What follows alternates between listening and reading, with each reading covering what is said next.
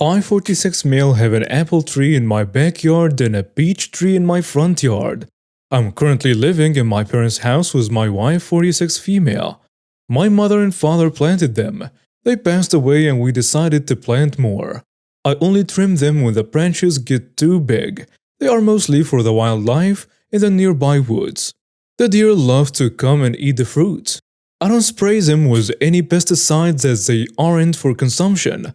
I work during the week and don't get home until the evening. I haven't had any issues with the neighbors as the house is mostly in the countryside and surrounded by woods. A few weeks ago, a neighbor moved into the house next door. I haven't had any interaction with them until now. I was not aware that the neighbor was coming over and grabbing fruit from the peach tree. I got home yesterday and a neighbor was standing on my porch. She comes storming over to my car and says the peaches made my son and I sick. I told her that the fruit was mostly for decoration and for the wildlife. She starts screaming at me and threatens to call the cops unless I take the trees down. I told her no, I'm not going to take the trees down.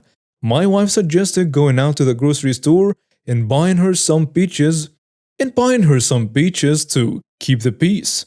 What do you guys think? Am I in the wrong here? And now for some comments. You're not in the wrong. Let her call the police, and if they show up, explain to them that she was stealing your organic artisanal stone fruit. Definitely don't buy her anything. That could be construed as liability. Not in the wrong. Tell her to tell the cops. It would save you a call to report a trespasser entering your property and taking your fruit. What a loon. Do not buy her peaches to keep the peace. That's goofy. Tell her to stay off your property to keep the peace. Throw a bottle of Pepto at the kid to keep the peace, I don't know. She stole fruit from a tree on your lawn, but she threatening you with calling the cops? I'd just laugh in her face. Not in the wrong. So a new person has recently moved into a flat share with my friend and me. So 3 of us in total, and for reference we are in London. Our landlord picked her out so we didn't get to meet her beforehand. She's really nice, but since she moved in a couple of weeks ago, we've noticed she's been really banging the heating on all the time, and it's really not cold. It's still around 15 to 20 Celsius in London. She cranks the thermostat up to 30 Celsius and leaves it on for most of the day. When we notice, we will turn it off, and we've obviously turned off the radiators in our bedrooms. But it's definitely going to have an effect on our bills, which we're already expecting to go up quite a lot, like the rest of the UK next month.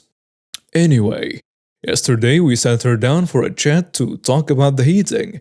We told her that we tend to just have the heating on for an hour or so in the morning. It's usually on a timer. She's been switching it to on so it just stays on. And then we switch it back on a few hours in the evening, and that we generally wouldn't turn it on until mid-October/November anyway, because September really isn't that cold in the UK, especially not in London. She said that she feels really cold and needs to live in a place that's warm, because she's from a very warm country and she's not used to cold weather. She just moved to the UK in July. I do understand that. But we explained the problem was how much it's going to cost us and the fact that neither me nor my flatmate uses the heating that much. It has actually been pretty uncomfortably warm for us since she's been cranking it up so high. We weren't able to find a compromise, so eventually we said that if she wants it on all the time, she's going to have to bear the brunt of the costs, as it's not really fair for us to pay to keep the house at a tropical temperature. Are we being jerks? It's a tough one, but I'm not sure how else to fix it, how to solve this situation. For reference, bills aren't included in the rent. We pay those separately, split between the 3 of us. And now for some comments on the story. You're not in the wrong, but the solution isn't to whack on the heating and make her pay. It's to make her wear a jumper. Especially coming from another country, she might not be aware of the current UK energy crisis. I mean, has she even paid the bill for heating yet? That'll make her turn off her radiator in no time. If she's unwilling, then I think your solutions are okay. Not in a wrong. English houses are not made for weather more than rain.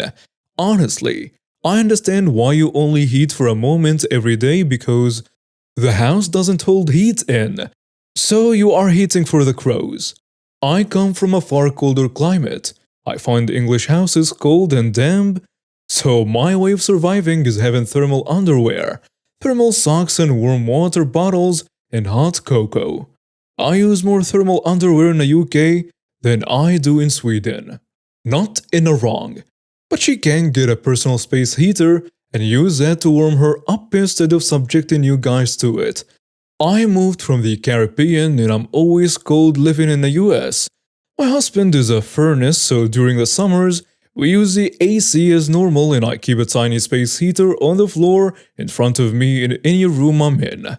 Doesn't use much electricity and won't bother the roomies as you warm yourself up. I have 4 kids. 3 with my ex, Jason 14, Kate 12, Sarah 9, and my niece Camila, 16. Camila's mom had cancer as a teen and it came back when Camila was 6 months old. Camila's dad was never in the picture, so my then wife and I were asked to take Camila if her mom gets to a point where she can't take care of her. Camila moved in with us shortly after her first birthday, and her mom passed a few months after that. Camila always knew that we weren't her biological parents. Then my wife and I got a divorce when Camila was 8, and my ex said she didn't want anything to do with Camila because Camila isn't hers. Camila has severe anxiety and abandonment issues just because of that. I've had her in therapy since the divorce, but it's never going to go away completely. One thing that Camila does to calm herself down is suck her thumb. We've been trying to break the habit for years and she has boxes of fidgets to play with, and special jewelry and pencil toppers to chew on. These have helped, and now she usually only sucks her thumb when she's at home in her room. I recently found out that Jason has been bullying Camila for sucking her thumb and for using those necklaces and pencil toppers. When I found out, I grounded him for 2 weeks and took his electronics for a week. His school's prom was during the first week, so he couldn't go. My ex was furious when she found out I grounded Jason. She said he can't control it because of his ADHD and that if Jason is being punished for this, Camila should be punished for breaking the straw on his water bottle. Each of the kids has a reusable water bottle at my house. These ones have a soft silicone cover on the straw, and Camila borrowed Jason's bottle when he was at his mom's house and accidentally chewed through a silicone cover. I got it replaced that day. Jason's prom was on Friday and he hasn't spoken to me since. Am I in the wrong for making my son miss his prom? And now for some comments. You're not in the wrong, but your ex certainly is. ADHD doesn't make you uncontrollably act like a jerk, and you didn't punish him for breaking something. You punished him for being inexcusable cruel to his sister. Not in the wrong. Having ADHD doesn't excuse someone from bullying. Not in the wrong. Jason is 14? This is not even the senior prom or even the junior prom, yeah? Plus there are homecoming dances and probably a whole bunch of other special events that he can go to. I wonder if you have talked with him about him bullying Camila. If he does not grasp what kindness and compassion is, then he will continue to bully. Negative reinforcement, aka punishment, can only go so far in my opinion. Good for you for being a good parent. One of my closest friends is getting married in September. She had us pick out the bridesmaid dresses last year. They were a special order and they were very expensive for a dress you will never wear again. $450.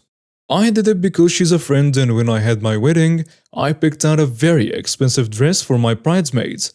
But I did supplement the cost. I paid half for everyone. She did not. Last week we finally got all the dresses and as we were trying them on in the shop, she said, "These are all great. Let's pick out the second one now." Apparently, she spoke to the rest of the bridal party and they all decided to change out of the wedding gear for the reception and wear these matching shorter dresses. I was game until I saw the price tag. Almost exactly the same cost as the original dress, $425. And I was shocked. It's not about the money, I can easily afford it. But I don't want to buy a second dress for a single wedding, especially one that is that expensive. And I wasn't part of the original conversation when everyone was consulted. I was apparently on a group chat and I missed it. I would have said no. When I pulled her aside to ask her about the second dress, she was very nasty and told me that everyone else agreed and that was that. And she said she knew I could afford it. When I pushed, she said that I bought 2 dresses for another friend's wedding. And why would I not do it for her? It's true, I did do it, but the other friend was Indian and had 2 ceremonies, which she told me far in advance. It was a cultural thing and both dresses were about the same cost as her first dress. Now I look like a schmuck because I don't want to buy another dress I will never wear again. It's the color, it's hideous, like a peach color. And I don't think it's fair to ask people to buy 2 dresses. We also had to pay for Bachelorette weekend, which we have to purchase plane tickets, hotel, and so on in Vegas at a very expensive hotel. And we all had to chip in on the bridal shower gift, which was $300 each. Not to mention we have to have special hair, nails and makeup for the wedding, all coming out of our own pocket. Am I in the wrong for thinking that this is too much? Should I just do it just because it's her day? Please help. And now for some comments. You're not in the wrong. This is ridiculous. If you back out, you'll be surprised at how little you miss her in your life. Not in the wrong. Brides and grooms who are going to expect their attendants to fork out thousands of dollars to participate should state so upfront. At this point, if I were you, I would bow out. Let someone else pay to participate in this wedding. And hold on to that dress. If your friend wants to replace you, then your attendant can buy the dress off you. Not in the wrong. Is she entitled much? Just because you can afford it doesn't mean you want to. And all these extras like the Vegas Bachelorette and a $300 each shower gift? This smacks of Bridezilla. If she's this entitled and controlling before the ceremony, I don't see this marriage lasting to the first anniversary unless she's marrying a doormat. Whatever you decide, she won't continue to be your friend. Not in the wrong. It's rude and entitled to presume what people can afford. Might as well get out now. If after the post-nuptial high, she doesn't realize how ridiculous it all was, the friendship wasn't really worth it. People need to realize that while they can do and have whatever they want for their wedding, they can't accept everyone to go along with their vision, let alone subsidize it. And yes, if you want matching dresses, costume change, lavish mini vacay and large cash gifts, then others are helping fund your day.